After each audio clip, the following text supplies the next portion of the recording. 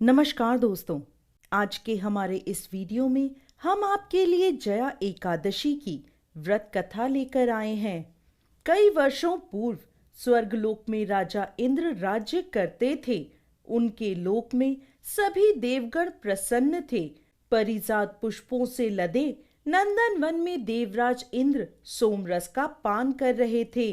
अप्सराएं उन्हें प्रसन्न करते हुए नृत्य कर रही थीं और कई गायक सुंदर संगीत प्रस्तुत कर रहे थे। मुख्य संगीतज्ञ चित्रसेन अपनी पत्नी मालिनी और पुत्र माल्यवान के साथ उपस्थित थे। वहां एक पुष्पवती नाम की अप्सरा उपस्थित थी जो माल्यवान की तरफ आकर्षित हो गई। उन दोनों को एक दूसरे के प्रति आकर्षित देख देवराज इंद्र क्रोधित हो गए और बोले, हे मूर्खों, तुम दोनों मुझे प्रसन्न करने का आडंबर कर रहे हो, परंतु तुम दोनों की एक दूसरे के प्रति आसक्ति मुझे स्पष्ट दिख रही है। इस भरी सभा में तुम दोनों ने मेरा अपमान किया है। मैं तुम्हें श्राप देता हूँ। तुम दोनों इसी क्षण पिशाच योनि धारण कर पति पत्नी के रूप में मृत्यु लोक में जाओगे और वहां अपने पाप कर्मों का फल भुगतोगे।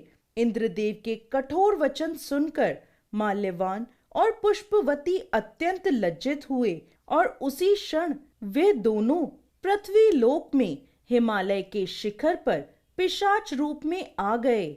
उस स्थान पर चारों ओर बर्फ जमी थी। वहां ना तो खाने को कुछ था और ना ही पीने को। वह ठंड से कांप रहे थे। उन्होंने एक गुफा में शरण ले रखी थी। एक दिन माल्यवान ने अपनी पत्नी से कहा, न जाने हमने कौन से पाप कर्म किए हैं कि हमें पिशाच का यह शरीर प्राप्त हुआ है। इस प्रकार वह दोनों ठंड में गुफा में बैठे रहे। शीत लहरों के कारण उन्हें रात भर नींद नहीं आई और वह सारी रात जागते रहे और भगवान श्री हरि का ध्यान करते रहे। संयोग से वह दिन जया एकादशी का था। उस दिन कुछ भी ना खाने और रात्रि जागरण करने से उन दोनों ने पिशाच का शरीर त्याग दिया और अपना देवताओं का शरीर पुनः धारण किया। आकाश से पुष्प वर्षा होने लगी। एक दिव्य विमान उन्हें स्वर्ग ले गया। उन्हें देखकर देवराज इंद्र आश्चर्य में पड़ गए और उनसे पूछने लगे, तुमने ऐसा कौन सा पुण्य किया है कि मेरे घोर श्राप से इतने कम समय में तुम्हें मुक्ति मिल गई। तब माल्यवान बोला, हे राजन, ये तो भगवान श्री हरि की कृपा के कारण हुआ है। हमने अनजाने में उनकी प्रिय जया एकादशी का पालन किया, जिससे हमें हमारा दिव्य शरीर पुनः प्राप्त हुआ है।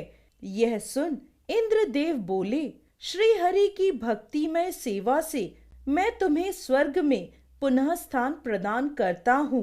इसलिए हम मनुष्यों को इस परम कल्याणकारी जया एकादशी, जिसे भयमी एकादशी भी कहते हैं, इसका निष्ठा और श्रद्धा पूर्वक पालन करना चाहिए। इस दिन किया गया उपवास जीवात्मा को वैकुंठ की प्राप्ति कराता है। जो व्यक्ति भैमी एकादशी की इस कथा का श्रवण या पठन करते हैं, उन्हें अग्निष्ठोण यज्ञ का फल प्राप्त होता है।